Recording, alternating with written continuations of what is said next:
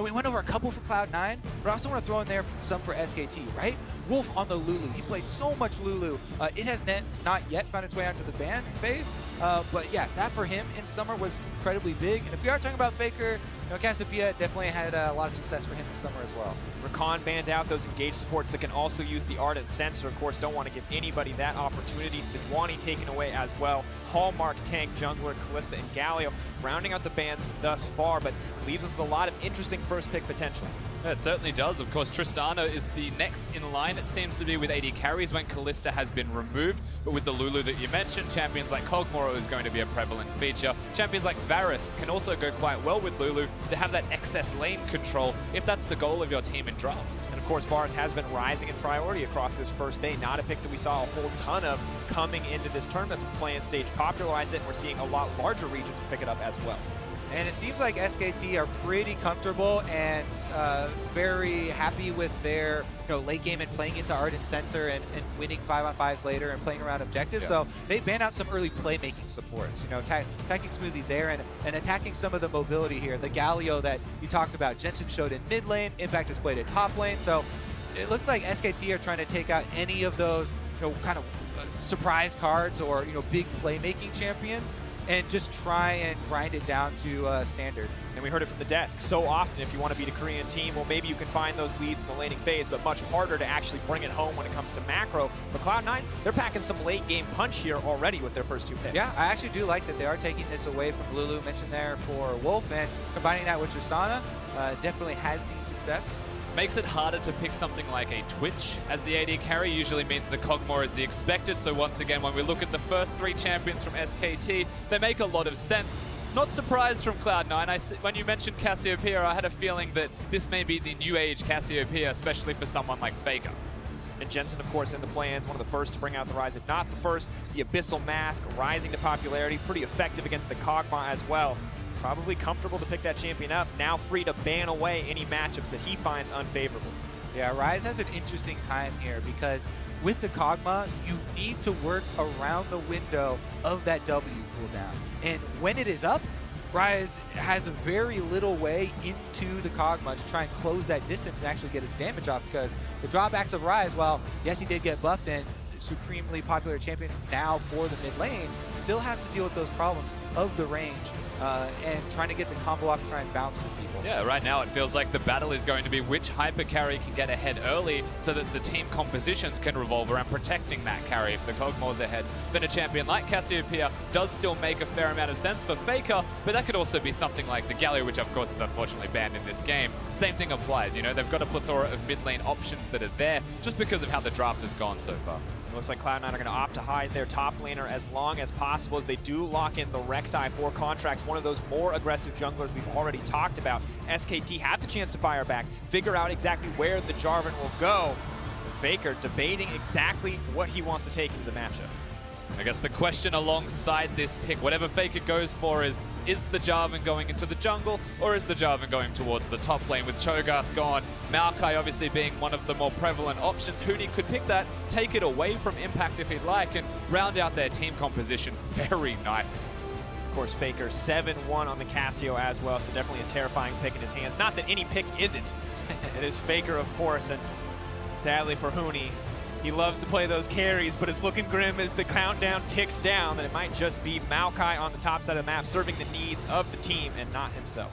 Yeah, SK Telecom, as we said, it looked like they were just trying to boil this game down to a fairly standard, like meet up 5-on-5, go front line to front line. They've got incredible backline damage here with a Janna protecting them, and now with the Maokai in addition to Jarvan, they have the engagement that they would want. And the tanky front line as well. This is one of those moments where I was going to say that it's not expected or in the meta, but it's necessary for the team composition of Cloud9. I just didn't actually think it would happen. Chose not to say it. Nautilus is the lock-in for Impact, and when you look at the draft and how it's panned out, they need that Nautilus. There's a Rek'Sai in the jungle. The crowd control is honestly lacking, and they needed that second engage tool or complementary crowd control source to really round out their comp. We got to see a tiny bit of resurgence for Nautilus in top lane in solo queue only during the Korean boot camp, in that Korean solo queue, but one of the big points for Nautilus is always the point and click ultimate. put that sucker on Cassiopeia or on Kog'Maw, and that's the carry that they're going to dive on. Banshee's Veil really the only answer, because by the time you cleanse it away, by the time you QSS Mikhail's, it doesn't matter. You're already knocked up and you could already be taken down. Guaranteed way to force the fight in a historic top lane tank matchup.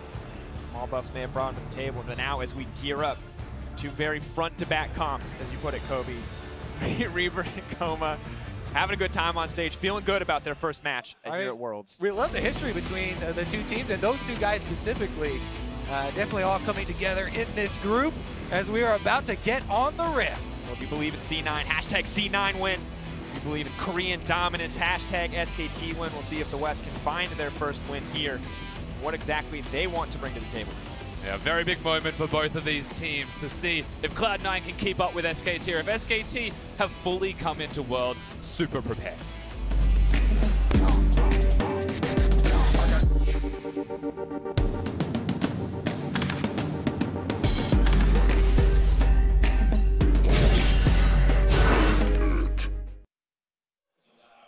Here it is, folks, the 5th game of the day. SKT, representatives from the LCK, Cloud9, representatives of the NALCS. And we are poised for an explosive mid to late game. Team fighting compositions on both sides, but who can find the edge in the early game? Yeah, and that early game is going to usually dictate the most of this. When you look at the draft specifically and how that dictates the most of the game, the 2 hyper carries is the place that you're always going to be looking towards. But it's not just the bottom lane that we have to discuss and look at. It's this middle lane that we're looking at right now. Jensen, usually the biggest win condition of Cloud9. Sneaky stepped up lately, but Jensen's always the rock of the team. You've got a Jarvan and a Rek'Sai, though, that might want to come towards that middle lane. Very good champions to gank the lane. Definitely true. I mean, SKT brought Peanut here and Huni for a reason. They said it was a lot for experience for Huni, but Peanut, definitely a guy that is very willing to go aggressive early on. And we'll see if he does, play around Faker, play around the Cassiopeia in the mid lane, at least in the early stages. Both junglers kind of feeling it out, seeing if they can get in, get a little bit of vision down, get something else. Right now, it's Contracts just trying to defend his jungle. Doesn't want anything to do with that Jarvan. Looks like it will be the leash coming in for Peanut in the early game, so we'll have a slight edge in terms of clear speed, at least for now. And so far, of course, with the early pathing of both junglers, you'll see most of the pressure be around the bottom side of the map for Contracts, perhaps the top side of the map for Peanut, unless he chooses to be aggressive and engage. And because he has the duo lane going for him, the option's there for Peanut. It's just a super risky thing. However, Faker's going to make it a bit easier if he'd like. Pushing forward already in the lane, playing so aggressive as the Cassio, not afraid to burn some mana, just put Jensen on the back foot. Level 2 will decide so much, however, when it comes to this matchup. Faker always confident, definitely is on this champion as well. Specifically likes to go for the harassment super early on. Chug that corrupting potion while you go for your trades. He gets the burn down. He tries to push them back through the minions, trying to deny it a little bit that way. Jensen does step up and the rest of them there, but it looks like both junglers will just be going, for the level 3 clear on top side very quickly, as Peanut has made his way up there as well. Contracts just as the red quadrant clear, so he could come over, and at least use the passive to try and scout out Peanut. Nautilus, of course, a champion with a lot of CC to set up the plays. Needs to land the dredge line, but if he can, might be enough to give him an edge in that tank matchup. Impact would be happy to take it. Very conscious moves from Contracts here. He's super aware of what Peanut wanted to do on the Rift by going for those Krugs. Now has extra jungle to clear, and the distance between his jungle camps is significantly smaller. And so he'll have an experience lead if this continues to play out as it is. Yeah, it's always nice to see the Rek'Sai Tremor Sense used in pro play there.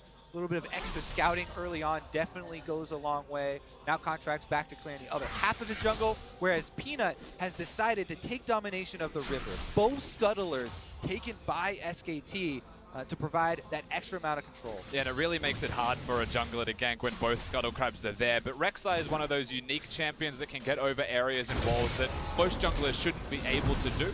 So there's always a world where Contracts can still get that gank off. It means the execution's really hard. Thing is, none of those openings are around mid lane. Look at the wards in addition to the Scuttle Crabs. They literally cut off all the angles that Contracts would try and go mid for. So they're saying, yes, Rek'Sai's tricky. You can try and weasel away in somewhere, but it's not going to be towards Faker. And putting mid lane in that vacuum is terrifying, because while Jensen looked dominant in the NALCS, these guys have history against each other, and it is not a good look for Jensen. Yeah, they only showed one part of the stats there before, which was the averages for the seasons. Now, if you actually match them up against each other, Faker definitely took first clap. And that's the big thing, you know, play-ins, his CS difference was incredible, Jensen, and now he comes to the world stage. And the last time he did, Faker was able to give him a cheeky clapping, so hard task.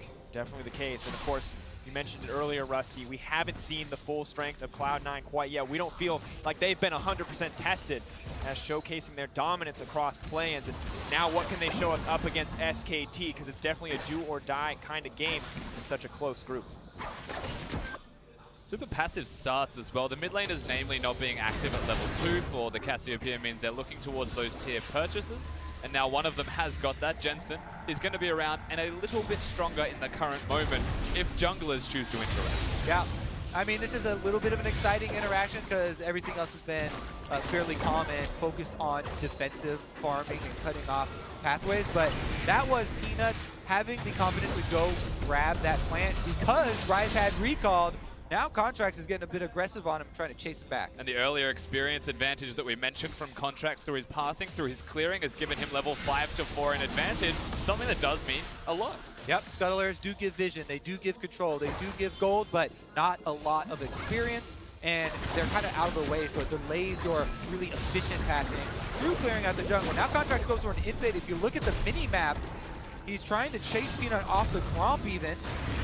Trying to keep Peanut down, knows that he could be the playmaker here in the early game as the rest of the map is set for even back and forth lanes.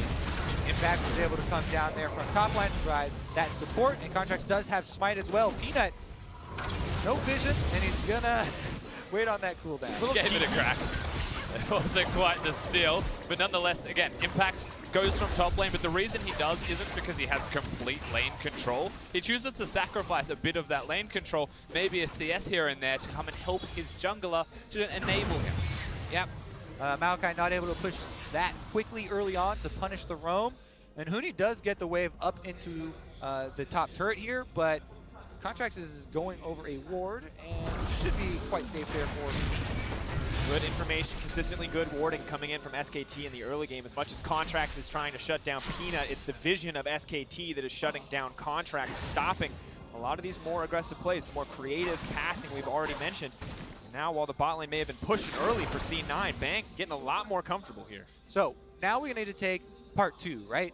Contracts was in on that ward. You give you another 30 seconds at the very minimum for a jungler to recall after being seen, then make his way back out onto the opposite side of the jungle. So that's why Peanut knows that he can go in and counter jungle Contracts blue quadrant and take away the corresponding Gromp. Yeah, so clever stuff here from the jungler of SKT. Peanut still staying on the correct side of the map for where his duo is winning. And so ultimately, Peanut's decision is to hang around, try and find Contracts once again, or at least control this same quadrant so that Contracts can't come bottom, alleviate that pressure in any way. And right now, the proactive early play of Contracts giving C9 a slight lead, slight CS advantage in the jungle. Of course, Bang and Wolf, they're printing money on the bottom side of the map. They've got the targets, they've got the coins, they're looking for that quick art, as has become the new standard for bottom lanes. But we're still going to have to wait to see them get it before we see any kind of aggressive plays here. Just a back and forth battle between each of these lanes. Looks like Jensen's not going to get all the attention that he wanted. And SKT have done a good job of slowing down the early game. Yeah, they really have. Even having Boots of Lucidity for Jensen, just for the extra move speed. Of course, the cooldown reduction is nice, but that delays any kind of catalyst purchase if that's the direction he's going as Contracts. He has been spotted. Grave Seeker connects, tunnels forward, looking for the knockup, trying to find the chain CC. Huni could be in trouble. Knocks him back. Double knockback, so crucial. Yeah, Impact is out of mana. Contracts also got chunked to half health, so they have to be very careful about a counter gank there. If Peanut was ready for that already, and he was in place a bit closer, that could have been disastrous for Cloud9. But they are going to cut off their aggression, pull it back after they see their gank has failed. And it looks like we'll just have everybody recalling. And it makes you feel like they chose to do it just to give Impact a recall. He has only got the Doran's Ring. He hasn't gone back to shop yet. You contrast that to his opponent with the Catalyst, and that's a big reason as to why Huni didn't die. And a lot of that stems from why, going towards and helping your jungler costs you a bit of lane control. And here, we do always want to check in. You talk a little bit about the printing money of bottom lane, and everybody kind of focusing on getting extra money for those Ardent sensors. But even though the Kog'Maw does have that Targons and they're getting those extra executions over to the Janna, Wolf only went with the Quintessences for gold generation, whereas Smoothie went for both seals and Quintessences. So they have a little bit more, but mid lane's gonna have some action. Moving in, flash forward. Faker does what he can with the petrifying gaze, but it might not be enough. Heal coming through. Faker needs to make his way out. Out comes the Rek'Sai. The flashback. Contract's now in trouble. Faker pushing for a little bit more. Is he gonna get the first blood here? That's it from Faker. Super clean outplay there. You wait until the Rek'Sai shows for the ultimate as he's coming forward, as she is coming forward, then you flash, you can dodge the damage. Faker never scared for his life there. Turns it around, gets the kill, and the collapse from SKT to punish Jensen as well. Huge, huge opening here. Yeah, exactly. Getting 2 kills for the price of just trying to kill Faker, and he doesn't even die. The summoners are gone, so Cloud9 could come back to the middle lane if they want to try and again, but how much they lost for just the one play is very substantial. And that's double buffs on the Jarvan, double buffs on the Cassio, and it's not like Jensen and Contracts kept their flash either. That's a tough ask, and we can see the play one more time. And it's super forced from Cloud9 as well. The ultimate was fine from Faker, but this decision to dive, the timing of the flash, all incredible, and then Contracts with nowhere to go. At the same time, Jarvan going towards the middle lane. They'll make the play, and there's no ulting out for that Rise. Yeah, that timing did take people a little while to get used to, but after you get it off a couple times, just wait till you see the whites of his eyes, dodge it out. Faker never scared. Cool, calm, and collected again as Cloud9 come for him in the mid lane. Now, though, this does change the face of the game a little bit. We'll see where these extra wards are going to go. Now Faker's going to ramp up very quickly as well in this Cassiopeia, and we'll see if SKT can actually open up some more of the map. Yeah, and one of those moments where having the Boots of Lucidity may come back to haunt Jensen just a little bit more, delaying that Rod of Ages and dying immediately after. Bad omens. And it looks like Faker not going to opt for the Abyssal Mask, the AP nerf on Twin Fang, maybe forcing him for a more aggressive itemization with the Rod of Ages himself. All the things that went into that little play too, the aftermath, the wards left behind in Cloud9's jungle. Saw Contracts come over to the bottom side, and he was able to clear out one of the control wards, but Faker still has another one in that brush.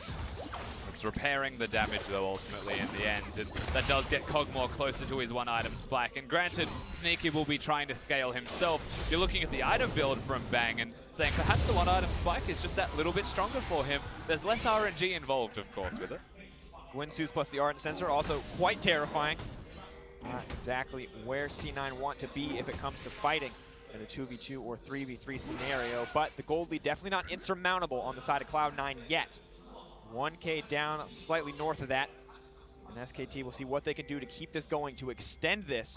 Pressure a little bit on Cloud9 to find a way back to stop the snowball from going any further. And just look at the amount of deep vision.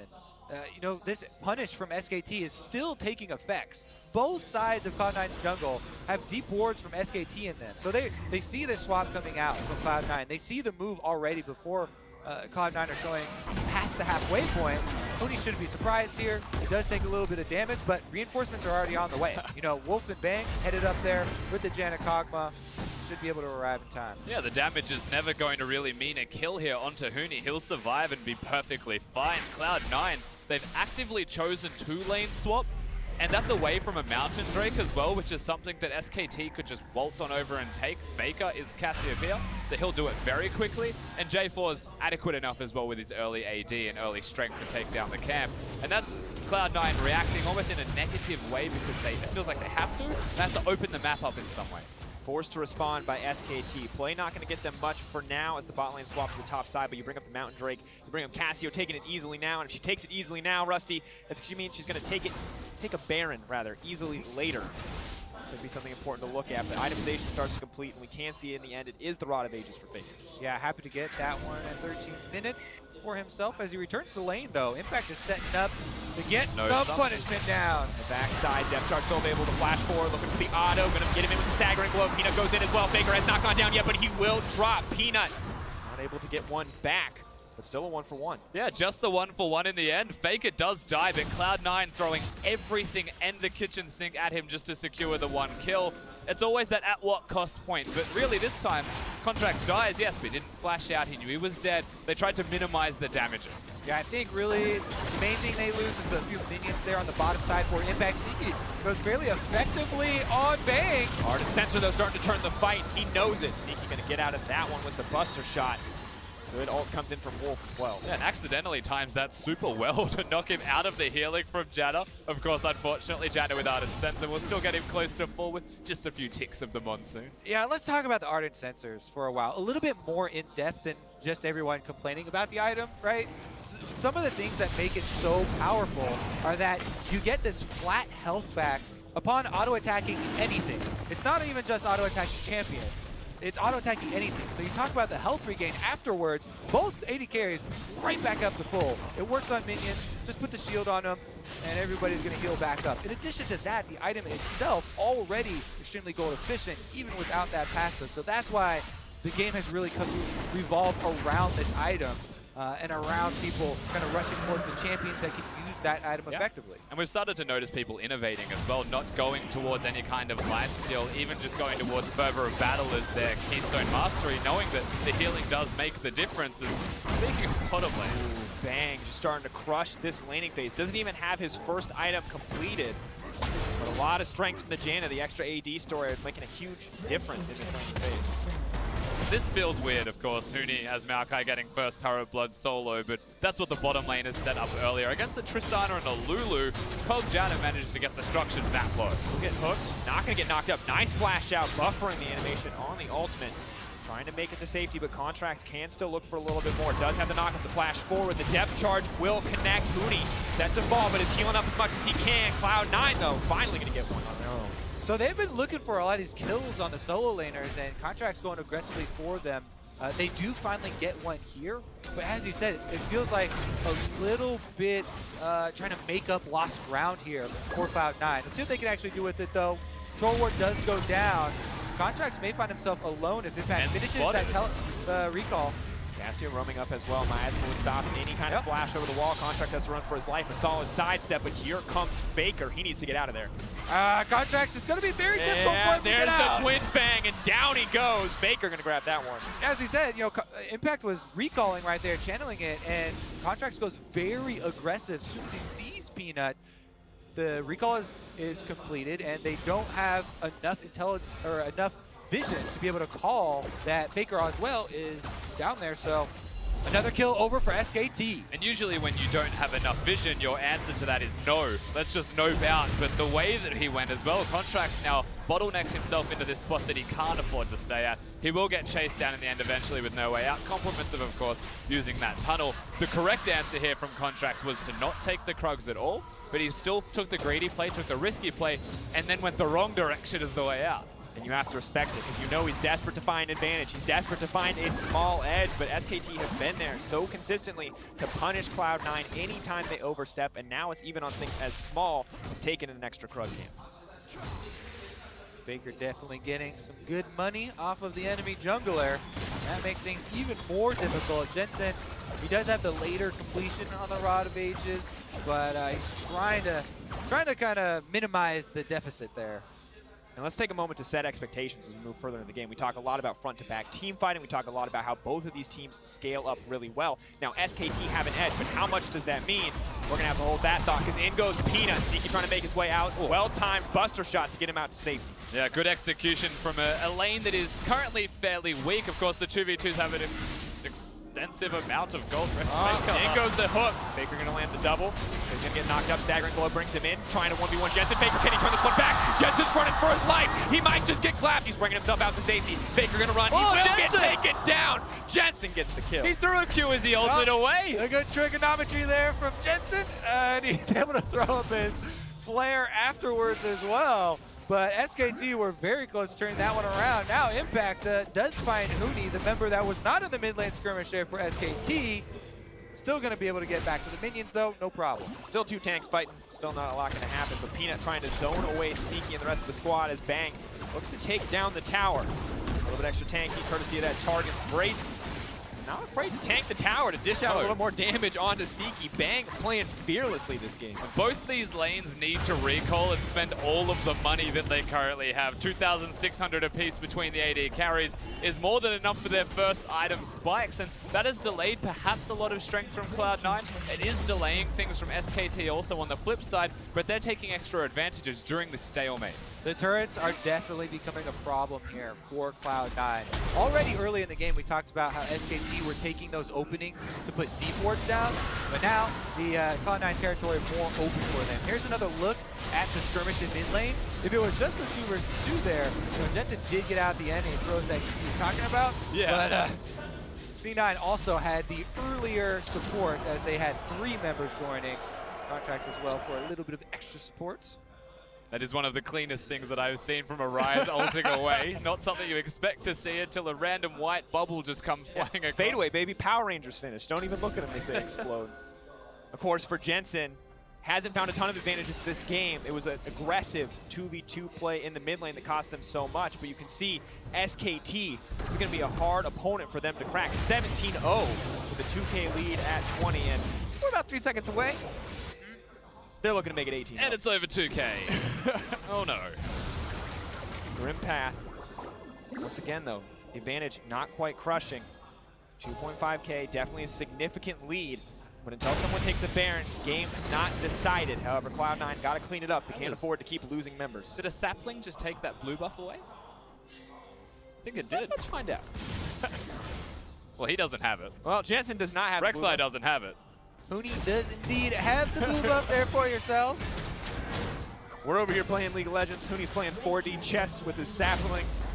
And SKT are going to grab yet another tower to extend their gold lead. 2K may not have been crushing, gentlemen, but 4K looks to be the case. Now waiting for SKT to slip up, to find an edge, to find an opening. But Bang continues to pressure forward. They finished those early items. The Kog'Maw just keeps getting stronger. Also, with this gold lead and this territory lead that SKT have, Cassiopeia can mosey on down to this Cloud Drake very easily and take up another objective for themselves. So SKT, complete dragon control. They've got the 3 turret advantage right now and the extra gold to work with. So all things are going according to plan here for the defending champs. Faker once again trying to dodge out on a gank. Jensen pushing forward. Faker with no mana should be a good sign for Cloud9, but Wolf is there to back him up to protect the mid laner on the side of SKT. Now it looks like they're looking for the fight. He's got the CC to stop that from happening. No Zhonya's to get out to safety. Jensen's in trouble. In comes Bang on the backside, but Faker gonna grab the kill. Smoothie now running for his life. The twisted advance. The polymorph not enough. Another one taken down in favor of SKT. Really good target selection from Huni to go for the Rise, interrupt all 3 people's escapes, as Sneaky will do his best to trade. The question is, what will SKT take in response? Sneaky may die, the Baron may die. Well, teleport's coming in for C9, so it looks like Impact at least wants to get in the area. Moment of truth. Baron dropping lower, 6K health, and quickly fading. But Faker with no mana in the bag, contracts. Could make it over the wall, but has to watch the miasma. They have to be careful. It's a slow, grindy Baron coming in for SKT. A lot of damage there, dished out by Bang over the wall. Coming down, Peanut looking to get out of the pit. Bang They've still stopped hitting the Baron. 1K dropping, so close to that smite range. Faker doing what he can to zone. Can they steal it back? No, but Contract still goes over the wall. Tries to go underground, tries to come back up, but it is not enough. SKT gets the Baron. They're gonna grab a few kills as well. Sneaky trying to 1v1 on the wall. Gets tagged mid-air, no chance to escape. SKT dominates. Yeah, not a chance in the world for Cloud9. As far as clean games go, SKT is showing Cloud9 how to play one as well. Just everywhere on the map, every little detail is starting to go in their favor. All of the pressure that they have placed onto Faker, he's able to withstand, withhold, and now come back perfectly fine for it. And now just work with his team. There's a Cassiopeia that's got a 2-item Kog'Maw, who is going to be incredibly powerful with a Janna protecting him. Simple job, and maybe Cloud9 chose the wrong lane. Yeah, you talk about the 2-item Kog'Maw, now it's the 2-item Janna. She has the redemption completed far ahead, you know, of Cloud9. Here goes the aftermath here, which was just kind of scattered, and it just looks so rough there for C9. Sneaky dies as he jumps away. Another auto was already in the air from Bang. They had the disjointed attempt there as they do follow Contracts in, who's going for the steal, which was a little bit late there, and it It kind of feels like this whole game is SKT, the big brother, holding the little brother at arm's length as they try and get a swing in. They're just swinging everywhere. But all of them are missing. And here come SKT, Baroned up, Ardent censored up, and Bang gonna melt this turret. Yeah, and that Kog'Maw range definitely keeping them at arm's reach. Baron buff making it easy as they clean up these tier 2s. Need to break the base. Can't be too hard for him at this point in the game. 8K gold lead, 2 dragons, 2 tower advantage, 9 kills to 3. Definitely that clean game we talked about. And of course, going towards the wit's end while we look at Bang and his item builds, trying to help the magic damage as Huni. Realm Orb comes in. Huni may be trading his life, but what are they going to get back on the side of SKT? Huni running, Huni trying to stay alive, but it's not going to be enough. Buys a bit of time. Cloud9's mission this game is teach Huni. That'll teach you to leave NA. They get a couple kills on the top laner for pretty much the whole game, but SKT are going to take the entire base almost. But they got Huni. They got him. Not the deal. It's their way of saying we miss you, dude. Hey man, it's like a big group hug. Yep. Well, I think Huni's still happy with the end result there as his team grabs an inhibitor, makes it easy, and now Faker continuously pressuring Cloud9, making sure they're not comfortable to enter the jungle. Jensen is Tom Cruising right now. Mission impossible. He just noped out of the Mission Impossible. Letter exploded, and he's not going to take the mission. Mission not possible. Now SKT, this is the systematic closeout we expect from Korean teams. Will they slip up? Will they give Cloud9 an opportunity? With a 10K gold lead, it's going to be pretty hard for them to do that. To slowly working their way through these towers. And just with how methodically SKT are playing this, the processes that they're going through right now, just pushing mid lane, knowing that Cloud9 are making the desperate plays, they don't need to change it. Going from mid lane straight to bottom lane. Their top wave is pushing already. That's about a minute away from crashing onto the next turret. If they want, recall, walk back up there. All of these possibilities are there for SKT. Even the Mountain Drake in 1 minute and 30 seconds, when you look at Cloud9's vision control, they can't leave their base. Tag tries to go in, hooks onto a minion, going to take a lot of damage back, but Huni now coming in. He wants to hug NA too, man. Paladin to make him out to safety as Jensen finds freedom there in the end, but SKT just going to use that as a chance to take their second inhibitor. Massive minion wave backs them up, but no Baron buff. Baron buff on Peanut, making it even easier. Now leaping in, Faker trying to drill out as much damage as possible. Twin Bang hitting home. Bang is going to get hooked up, though. That could be a turning point. Locked in, Sneaky trying to fire back. Wolf is the source of the disengage. Peanut goes very far, but Contracts gets pulled back to the team. He's going to grab one, but it'll be traded at his life. Sneaky now back off into the base. SKT pushing in for the win here. It is a last desperate, dirty stand for the North American Hope. Now getting knocked up. Faker still unrelenting in his pressure as he rips through Sneaky. Cloud9 getting cut through, getting cut down, and it's all expected here as SKT find the clean closeout and yet another win for Korea. Cool, calm, and collected the entire game there for SKT. Some aggression for Cloud9. They made attempts there with Contracts on the Rek'Sai early on, but the majority of them were turned right around in their faces. Yeah, you saw a semblance of some ideas here from Cloud9, some good strategies. The early pathing of Contracts is something that is to be admired, that they're able to give themselves level advantages. All of these things are nice to have for them, but ultimately SKT just kept trucking on, and they won their laning phase in the 2v2. Cloud9 have to swap away, but at that point, it already felt like SKT had too much control of Summoner's Rift, and that was really early in the game to have that much control. Yeah, a terrifying prospect. Crowd welcoming SKT to Wuhan on the back of that first win, and gotta say, there's few small fumbles in the early game for Cloud9 cost them so much. The 2v2 mid, the gank top when Impact had no mana to follow up. It was definitely a difficult path for C9, and have to wonder how they're going to adjust, how they're going to come back stronger looking ahead. I mean, you can look at that game and just say the 2v2 was the biggest